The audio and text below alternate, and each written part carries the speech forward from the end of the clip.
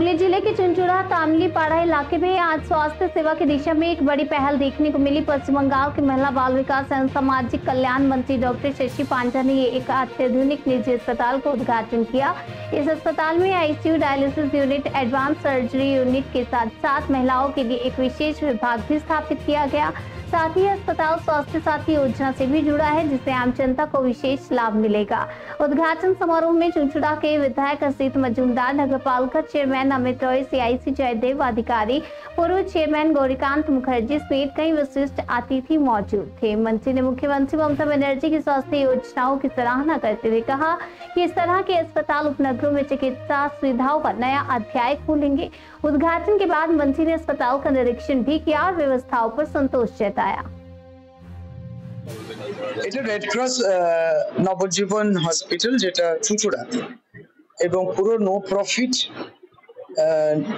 আশা করি no loss hospital, সেটা চলবে এবং একটা অত্যন্ত মহতি উদ্দেশ্য। হাসপাতাল মানেই মহতি উদ্দেশ্য, কিন্তু একটি প্রাইভেট হাসপাতাল যেখানে কোনো প্রফিটের কথা তারা ভাবছেন না। একবারই সময় মতো যখন একটি ইমার্জেন্সি আসে, সে যেন চিকিৎসা পেতে পারে রোগী, সেই ব্যবস্থা তারা এই হসপিটাল থেকে করছেন।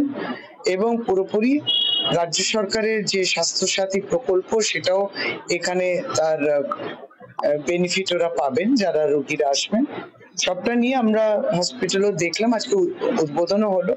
মাননীয় বিধায়ক শ্রী অসিত মজুমদারও সঙ্গে রয়েছেন। খুব ভালো একটা, কারণ যারা ডক্টর শুভাশিস মিত্র এবং ডক্টর ডালিয়া মিত্র, তারা কিন্তু ফুলেশ্বরও যে সঞ্জীবন হসপিটাল চালায় এবং তার নাম ডাক আছে। এই জন্য তাদের কোভিডের বলুন কিংবা তারপরেও বলুন, অত্যন্ত স্বাস্থ্য যাতে তার থেকে কেউ না বঞ্চিত হয়, কোনো যদি প্রয়োজন হয় হাসপাতাল তাদের কাছে থাকবে এবং তার পরিষেবা থাকবে, সেটা এখানেও দেখছি তারা সেইভাবে করবেন। সঞ্জীবন হসপিটাল আমাদের রেড ক্রস, এটা বহু পুরাতন রেড ক্রসের একটা বিল্ডিং এবং সেখানেও তখন অল্প কিছু স্বাস্থ্য পরিষেবা চলতো, সেটা একবারে এখানে ডায়ালিসিস হবে, এখানে অর্থোপেডিক ওটি দেখলাম, জেনারেল ওটি দেখলাম, মেল ফিমেল ওয়ার্ডস এগুলো দেখলাম, এবং আইসিইউ সেটা থাকবে, এইচডিইউ থাকবে।